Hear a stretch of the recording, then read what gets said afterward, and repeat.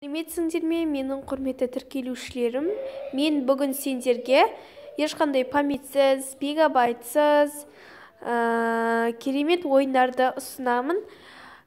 Бұл ойындар ешқандай памятті алмайды, және де ешқандай мегабайтсыз ойналады.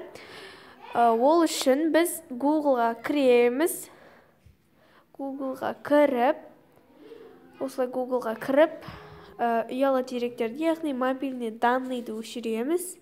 Сосын кез келген сөзді жаза саламыз. Мысалы, саламатсыз ба деп жаза салайын.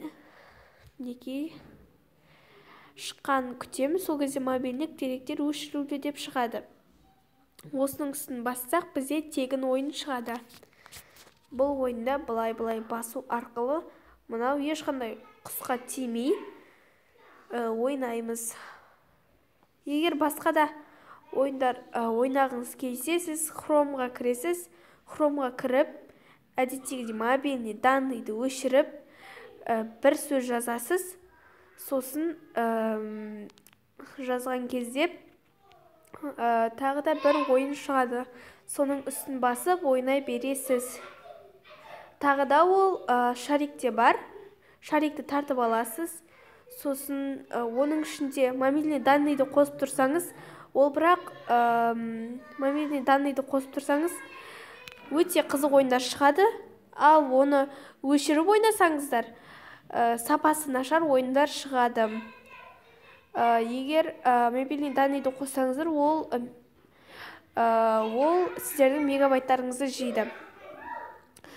Ләж болса, мобильный данныйды өшіріп ойнау керек. Мобильный данныйды өшірсеңіздер, көп ойындар шығады. Нақтысы айтқанда, мобильный данныйды өшіріп, шарикке кіріп, сосын ойнау керек. Сол кезде алтау ма, жетеу ма ойын шығады. Негізі ең қызығы шариктегі ойындар. Олар өте қызық. Ал екінші Google-дағы қызық, ал үшінші Chrome'дағы қызық.